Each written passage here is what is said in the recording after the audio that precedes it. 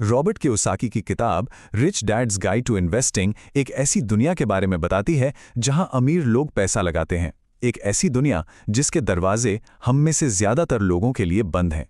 तो आइए आज इसी दुनिया के राज जानने की कोशिश करते हैं। जानते हैं ये सब शुरू कहां से होता है? रिच डैड की बस इस एक सलाह से, औसत मत बने रहो। अब सुनने में तो ये बड़ी आम सी बात लगती है ना?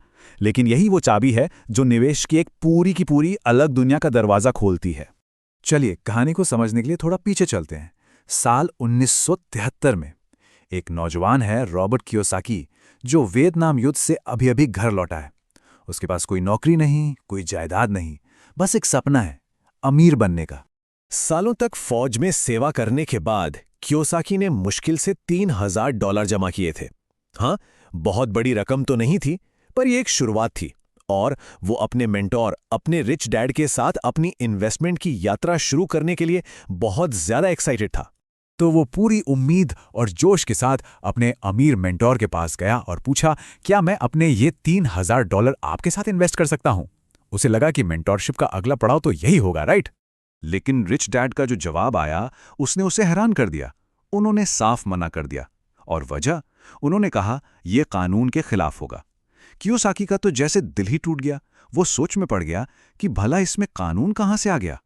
और फिर रिच डैड ने वो वजह बताई जिसने कियोसाकी की सोच हमेशा के लिए बदल दी। उन्होंने कहा, क्योंकि तुम अमीर नहीं हो। कियोसाकी इसलिए उनके साथ निवेश नहीं कर सकता था क्योंकि वो अमीर नहीं था।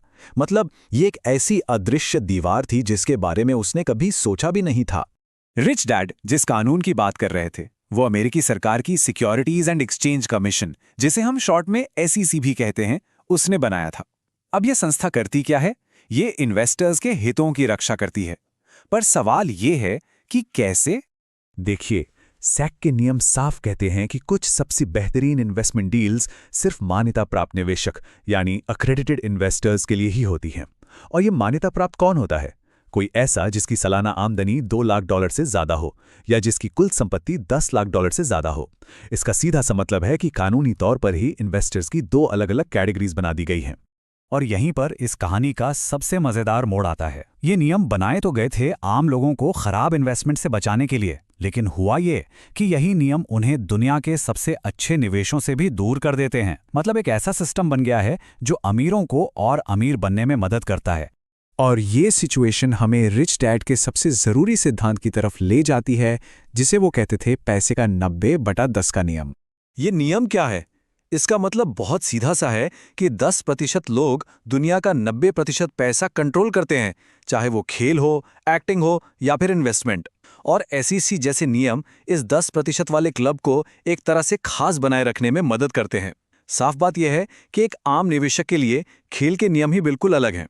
तो इसका मतलब क्या हुआ? क्या आम इंसान के लिए सारे रास्ते बंद हैं? नहीं, बिल्कुल नहीं। रिच डैड ने कियोसाकी को बताया कि सिर्फ मान्यता प्राप्त यानी अमीर बनना ही काफी नहीं है।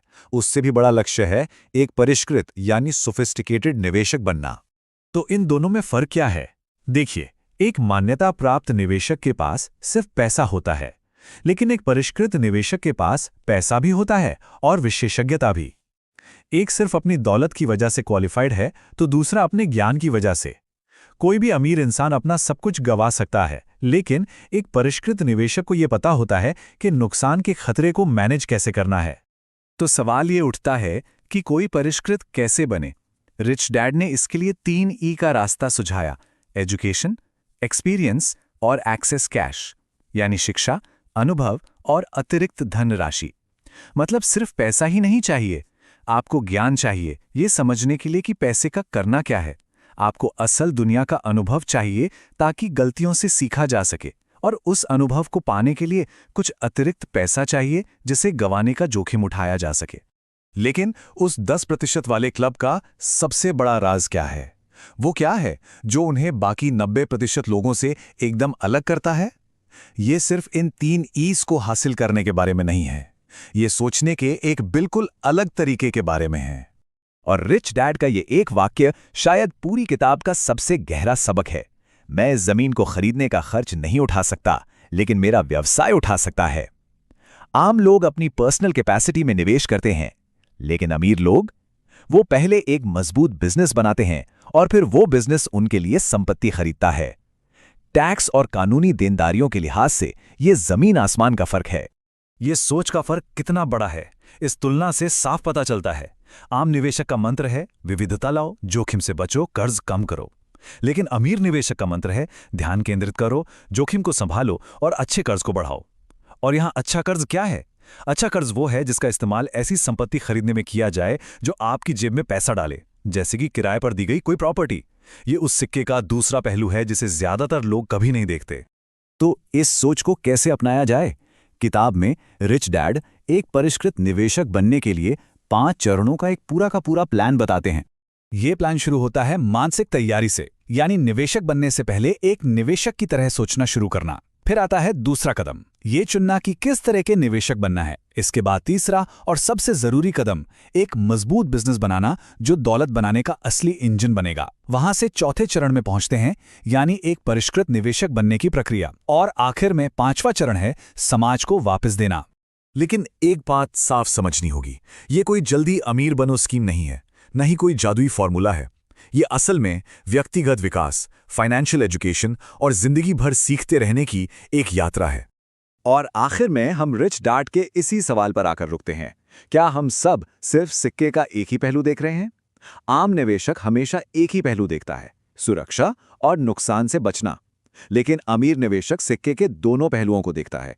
वो पूछता है, मैं खतरे को कम से कम कैसे करूं और साथ ही मुनाफे को ज्यादा से ज्यादा कैसे करूं?